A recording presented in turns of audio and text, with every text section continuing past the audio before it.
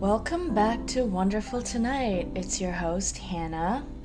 Now, the other day I was out with a couple of friends. We were having a nice social distancing picnic, and we ended up at the USPS. Now, I didn't think I'd have to do an entire segment on this, but apparently I do. There are still people refusing to wear masks in New York City, and I can't wrap my head around it. So bear with me while I go over all the wonderful intricacies of being in a pandemic. But first, some music. This is BB's I'm Good at Goodbyes. Welcome back. That was Kwonjina's Good or The End and Pumpkin's Pretense with None. As I was saying, masks. We should all wear one. But that isn't the main meat of today's topic. I've been seeing a lot of people arguing in person and online about how we're shutting down the entirety of the United States of America for this measly disease that has a 1% mortality rate. To those people, I say, 1, you're being very selfish. 2, you obviously don't understand how math works. Sure, 1% mortality rate sounds like very little. Only 1% dies. But guess what? When it comes to a disease, it's actually not either 100% die or 100% fine, because that's not how things work. Also, even if that was how this worked, let's put that percentage into actual perspective with some simple math. If you look at the United States population, there's approximately 328 million people. Now, 1% of that equals to over 3 million people dead. That is more than double the annual death rate of this country. So, if you have twice the number of people dying from one pandemic compared to how many people should die naturally in the course of an entire year, that would cripple the economy. So if you think shutting down is destroying the country, think again. And that's only if you look at the deaths. What about the survivors? Let me just read off some statistics for you. For every 1 death, that's 19 people who need to be hospitalized.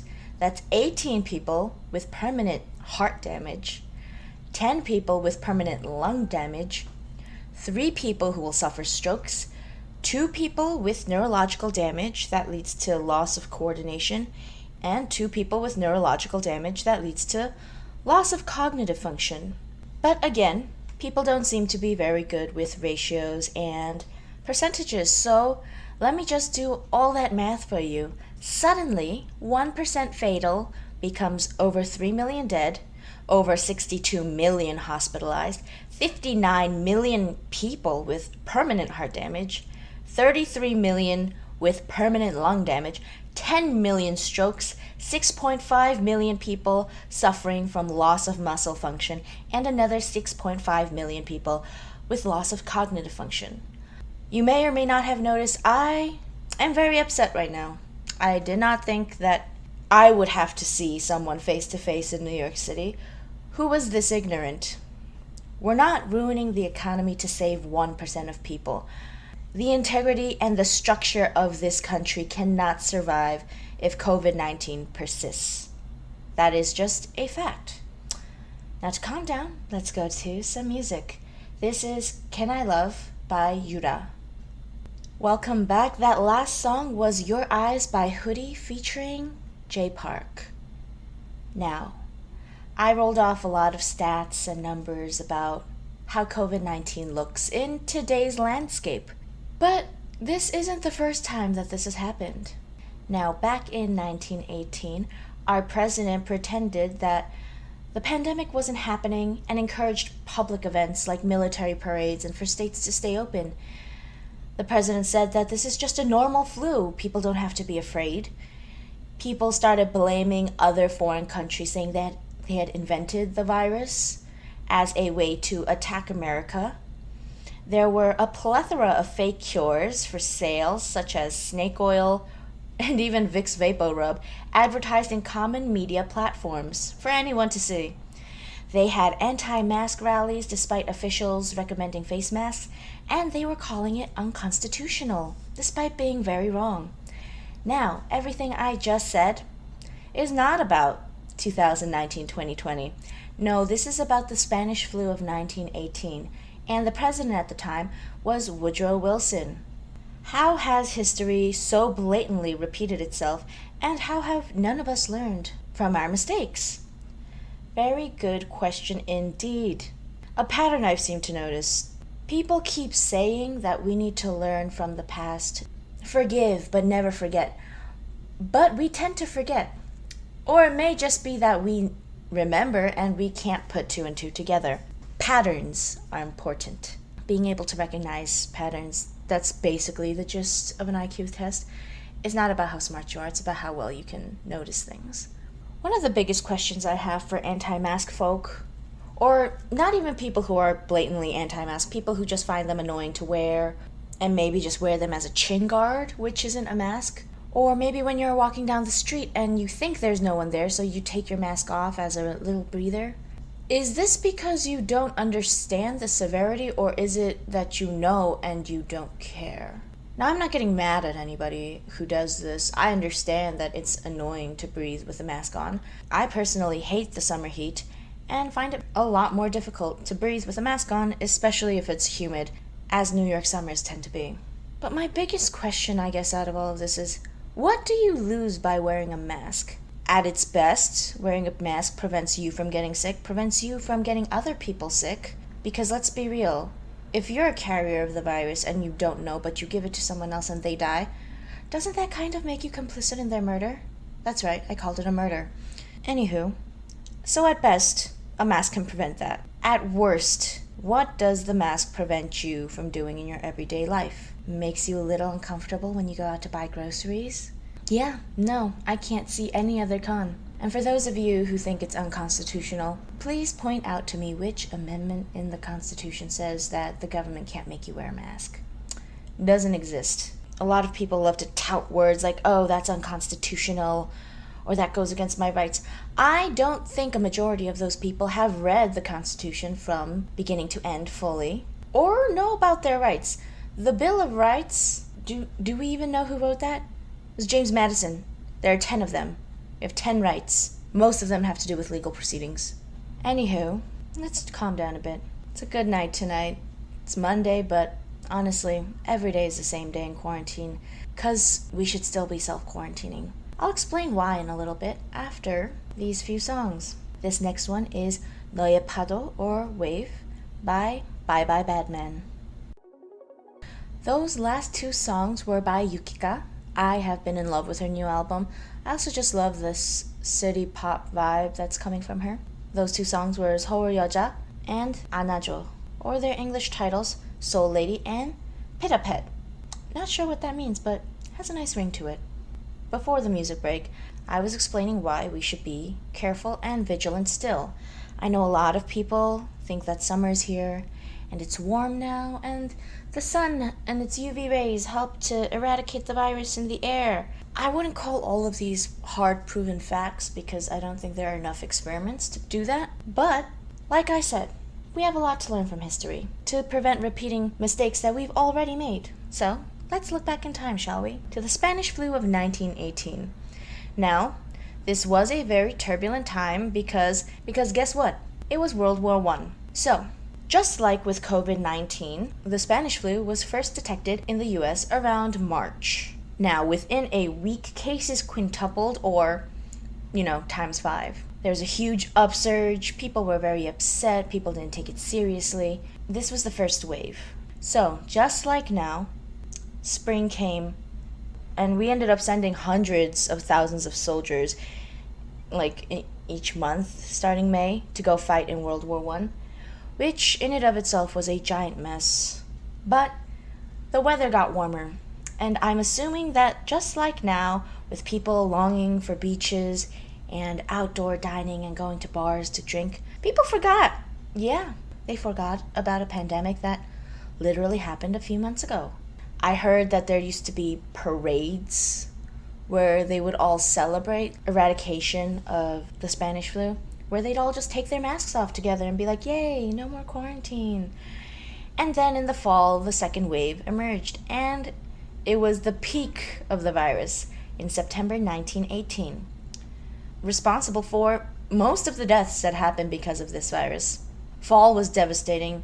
We lost so many people. By October of 1918, there were about 200,000 Americans who died in the span of 1 month. There was a shortage of medical personnel, and just like now, they had cold storage plants because, hey, there are an overwhelming number of corpses and nowhere to put them. You would have thought that that'd be the end of it, but no. There was another third wave that occurred in the winter, in January 1919, and this third wave lasted up until around the summer. A lot of people blame the surge for new cases not being properly reported, which, kind of like right now, how hospitals are not allowed to report their cases to the CDC anymore, and the information is disappearing before our very eyes. Where did it come from? Where did it go? All in all, the Spanish flu produced about 50 million deaths worldwide, and about 675,000 deaths in the US. Now, a lot of you may be thinking, well, compared to the rest of the world, we did pretty well for ourselves. But unfortunately, that's not the case for right now. Right now, we are standing at approximately, last time I checked, 150,000 deaths in the US. That is honestly, I believe, the most deaths out of any nation right now with COVID. We're not treating things properly. There's second waves all over the country because of early openings, no one wearing masks, and just this overall lack of consideration. I read something somewhere saying that Americans are very good at acute empathy, basically heroism, where we're willing to jump into a burning building to save a baby, or a band of strangers will come together to lift a car off of someone after a violent crash. That's the kind of stuff Americans are good at, because that's the stuff we praise. Heroism, an everyday hero, a good Samaritan. But we are very bad at long-term empathy. This includes things like staying on top of Black Lives Matter, or wearing a mask for months and still being careful because, hey, you might kill someone. And I think it's an important distinction because, yes, we get tired and burnt out, but that's honestly because we're not used to it. Just like any muscle, you need to use it in order to be better at it. So on that note, I'm going to play Madeline Love by Chizu. Enjoy! Welcome back. Now again, that was Love Ya by Hyoko. The USPS, the United States Postal Service. Now, I'm sure most of you listening, if you are listening, congratulations on having a radio, or for tuning into a live radio broadcast at all. You are keeping us alive. Anyways, USPS.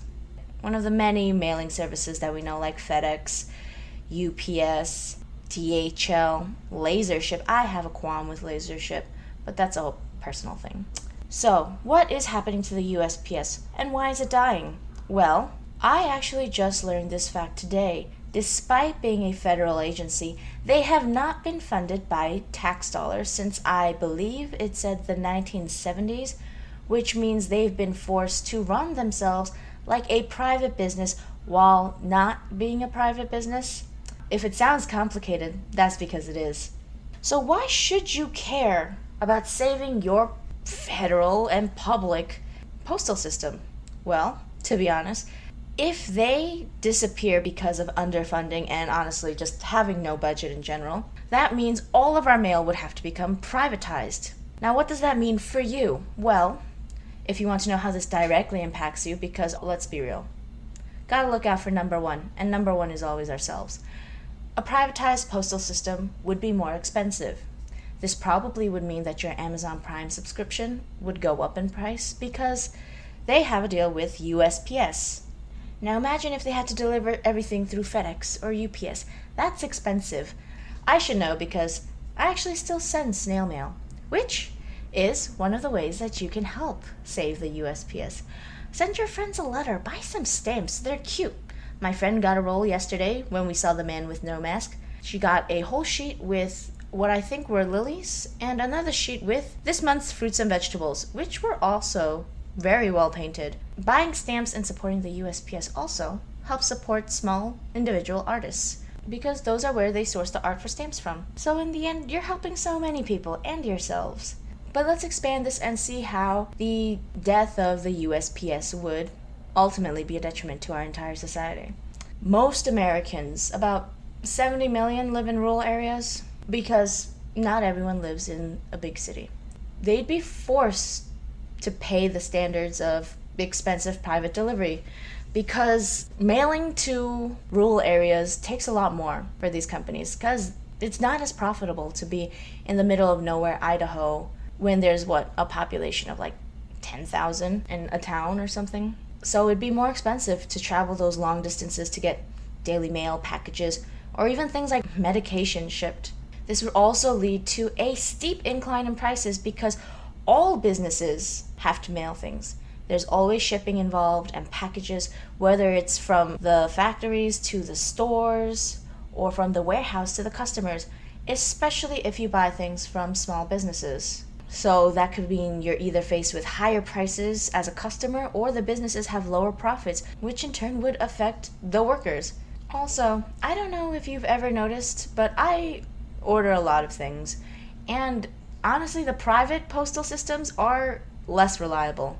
I'm not trying to start beef, but it's just a pattern I've noticed. The USPS is required to serve every single address in the country 6 days a week, no matter rain, nor sleet, nor snow. I think that's how the slogan went. These are your everyday mailmen. A lot of postal workers develop relationships with people along their routes, especially in smaller communities. So they're the ones who end up checking up on the elderly who live alone or may as well report suspected abuse, and they genuinely care about the people that they're serving.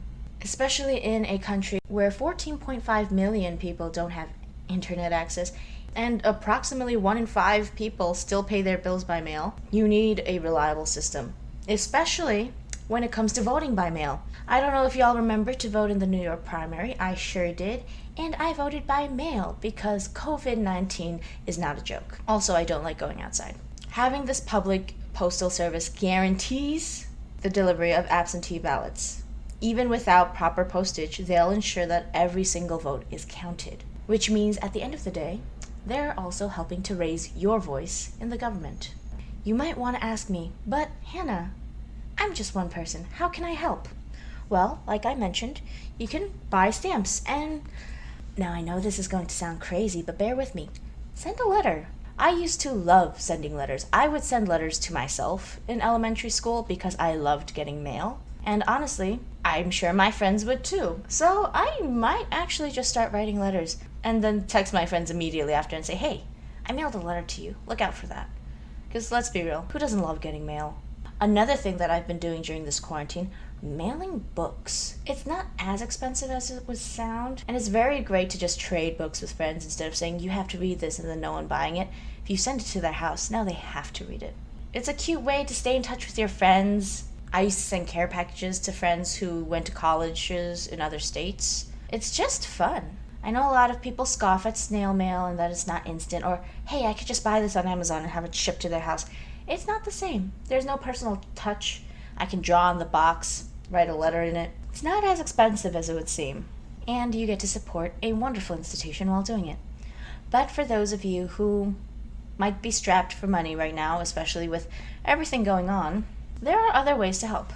You can, and I know our generation hates to contact people, but you can contact your local representatives, your congressmen and women.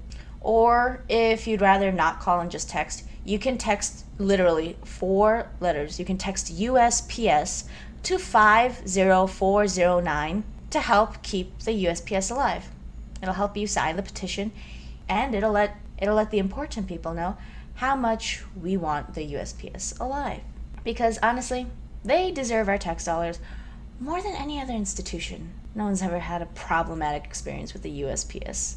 And if you think you have, you're probably thinking of one of the other private ones. So if you've ever ordered anything online, if you've ever received a package or mail, or honestly, a credit card bill, you might be a little bit invested in helping out your local friendly USPS. Now with that said, this is a song I found recently. Really liked it because honestly, everyone can use some fresh air now and again. This is 바람이나 좀 세 by Getty featuring 미우.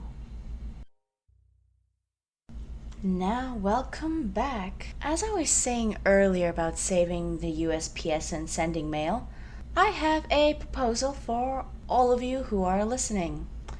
Don't know how many of you guys are out there, but here's my idea. If any one of you sends a postcard to me, to the radio station's office, I will write you one back for the first one. Who knows, maybe it can turn into a pen pal situation. I'll see. That way we can buy stamps, postcards, it'll be great, and we'll be helping society. Now, doesn't that sound like a win-win? In case you're wondering, the address for FM New York Radio Korea is 208-17 Northern Boulevard, the second floor, Bayside, New York 11361. Now, in case you missed that, or I just went too fast, you can always search it up on our website, fm877.nyc. The address will be under contacts, and you can just make it out to Hannah or Wonderful Tonight, because that is the program's name after all. Speaking of, there is actually a new app so that you can listen to this via your cellular device. In case you were, listening to it on the website, or if you had a radio, which kudos, so do I. But in the case that you would like to be more mobile while listening, you can download the app on the App Store. Just search up FM877 and it should be the first one to pop up. Anyways, enough of that self-promotion plug, I suppose. A quick extra notice that I failed to mention earlier while, ranting about how COVID-19 seems to be taking on the same patterns as the Spanish flu. I just wanted to make sure that everyone knew, for those of you who are in the DOE system, or perhaps you have siblings or children who are attending the DOE, I recently read that if you want to partake in virtual online learning this upcoming fall year, you have to opt in on the DOE's website. So make sure to go do that online if you want to stay safe and properly social distance from home, which we all should want. Now, it is a bit iffy because it seems that there isn't a clear plan on how this will look next year, but fingers crossed, and all we can do is hope that we're not all going to be stuck in a weird hybrid class situation where half the class goes into the physical room one day and then the other half goes the other day, because that makes absolutely no sense. Because if you have the same teachers, everyone's just being exposed to each other with extra steps. Now, that was one thing. The other thing I wanted to also bring up is that this is the last week to claim benefits for unemployment. That's right, pandemic unemployment benefits seems to be going through unless Congress decided to figure it out while I wasn't paying attention, because they are going to summer recess after all on, I believe, August 7th. So hopefully they have something done by today or tomorrow. We'll have to see. But just in case, if you haven't already claimed your benefits, I suggest you go do so, because those benefits are also paid retroactively. That means if you haven't been working since April due to the pandemic, not because you decide to quit, then the government will pay you for the entire time that you were unemployed, not just this 1 week. But you have to get on that soon because it is supposed to be ending this week. All you have to do is go online, fill out their form, answer a few questions, and you should be good to go. They will decide whether or not you need help. So just be honest, and the government will figure it out. Another thing to help those of you under financial burdens during this pandemic, New York State is having a rent relief program.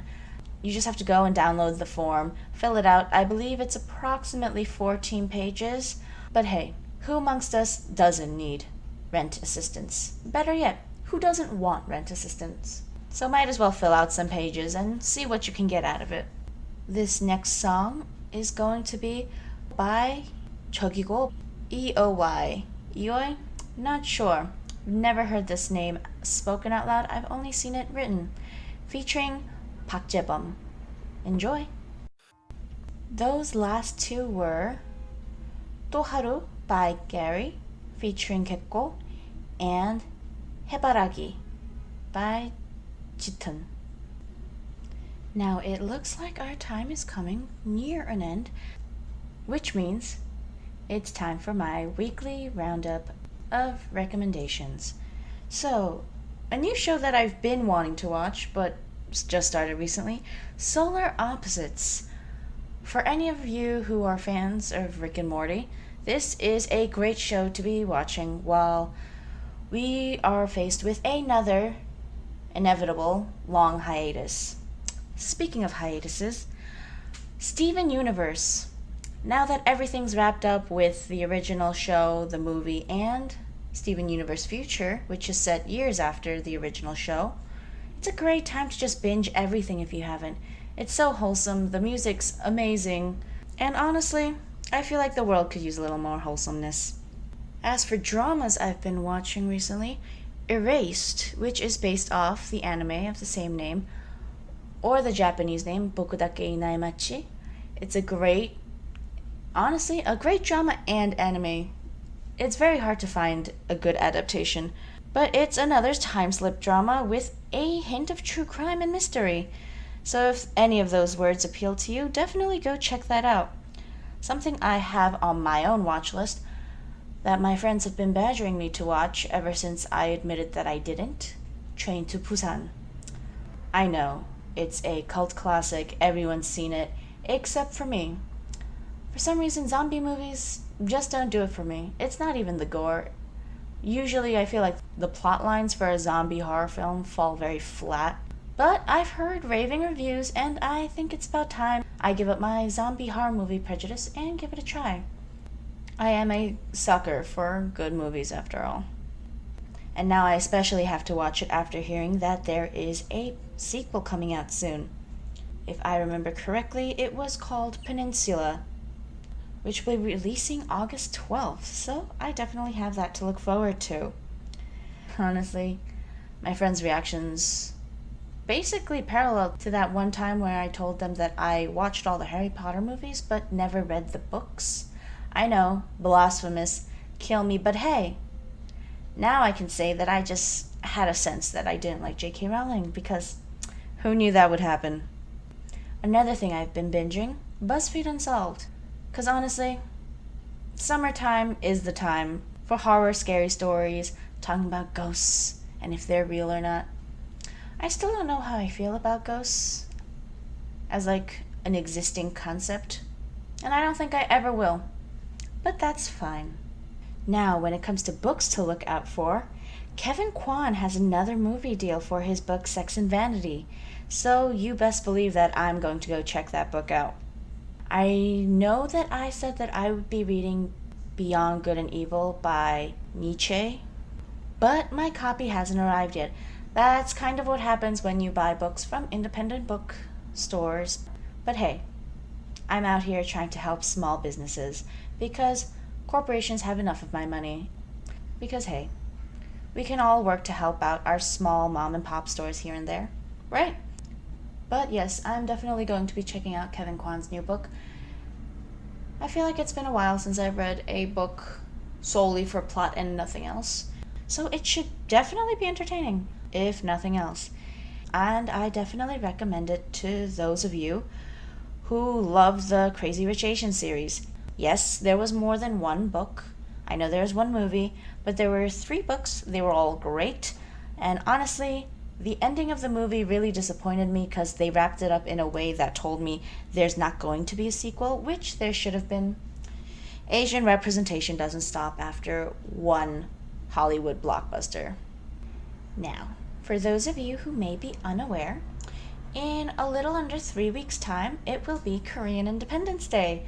So, the following broadcasts of mine will heavily focus on the theme of Korean history and independence because I always found the American education system lacking when it came to teaching anything about, well, not only Korea, but also East Asia in general. Because, let's be real, American history textbooks is very Eurocentric. So, if you would like to learn a little about Korea and our entire independence movement away from colonialism, definitely look forward to my next two broadcasts. But until then, I will see you next week on Wonderful Tonight. Thank you for listening, and be sure to tune in tomorrow as well at 10 p.m. with your next host. See you guys next week.